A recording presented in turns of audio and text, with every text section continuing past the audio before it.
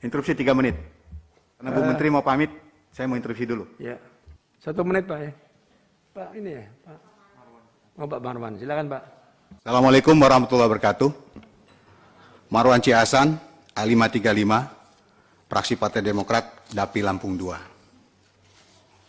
Saya ingin mengingatkan Ibu Menteri tentang pernyataan Ibu Menteri bahwa program IKN 2022 akan menggunakan dana PEN pada siaran pers kemarin. Dan itu baru saja dipertegas oleh Ibu Menteri.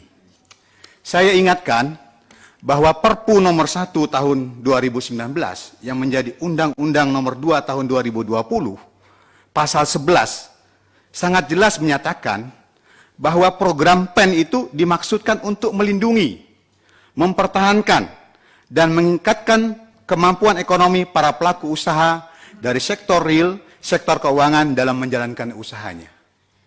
Jadi saya ingatkan Ibu, ya, jangan sampai kita terjerumus pada pelanggaran peraturan perundang-undangan yang sudah kita buat.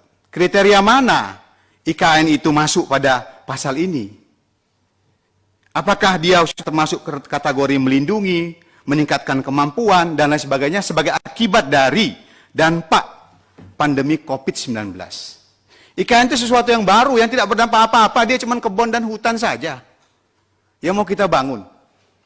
Nah, jadi saya ingatkan Ibu Menteri dan juga kawan-kawan di Komisi 11 agar kita tidak melanggar undang-undang yang sudah kita buat dan kita setuju bersama. Terima kasih Ibu Menteri, terima kasih Pak Ketua. Assalamualaikum warahmatullahi wabarakatuh. Waalaikumsalam. Baik. Terima kasih Pak Marwan. Kita tentu akan lihat di dalam Undang-Undang APBN juga, ya, yang sebagai salah satu alokasi. Kalau kita akan melakukan beberapa realokasi seperti refocusing, pasti ada alasannya dan ada dasarnya. Tapi kalau kita bisa saja nanti melihat dari sisi landasan hukum yang dianggap harusnya konsisten, saya juga tidak ada masalah. Pos yang lain pun bisa dilakukan di Kementerian PUPR. Tentu dia bisa menggunakan pos yang ada. Total alokasi PUPR Pak Isa 130 triliun ya. Total alokasi 110 triliun ya. Sekitar 110 triliun. Di situ pun dia bisa melakukan realokasi di dalam situ. Sehingga kalaupun PEN nggak boleh dihubungkan dengan IKN, ya nggak apa-apa juga. PEN-nya tetap saja. Nanti kita menggunakan posnya yang ada di dalam Menteri PUPR.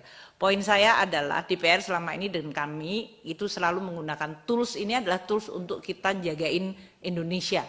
Dan kebutuhan Indonesia itu macam-macam, banyak sekali.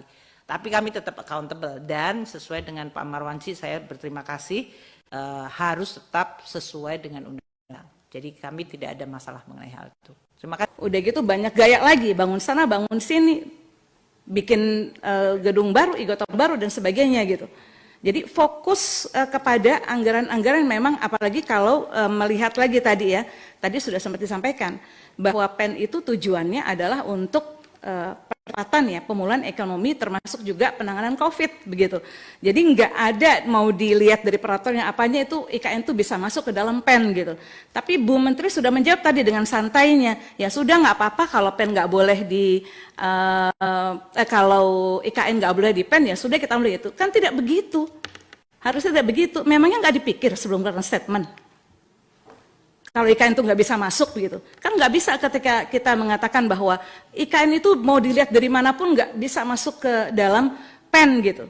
Dengan ringan dijawab, ya nggak apa-apa kita nggak masalah sih kalau nggak masuk PEN ya udah. Kan nggak begitu, masa jawaban seorang menteri seperti itu? Memangnya pikir ketika mau bikin statement. Nah jadi saya berharap kita semua ingin Indonesia lebih baik. Kami semua ingin lebih baik gitu. Dan ukuran baik itu jangan hanya lihat dari kinerja sendiri gitu. Tapi lihat dengan capaian negara-negara lain yang juga mengalami nasib yang sama dengan kita, dengan COVID-19 ini gitu. Boleh berbangga dengan negeri sendiri, tetapi jangan lupa bahwa kita harus ke dalam, mensediakan rakyat kita sendiri. Yang kita tahu kok secara real itu banyak yang masih jauh kesejahteraan itu dari Indonesia. Demikian pimpinan, terima kasih. Assalamualaikum warahmatullahi wabarakatuh. Terima kasih Bu Anies. Kesempatan berikutnya kepada fraksi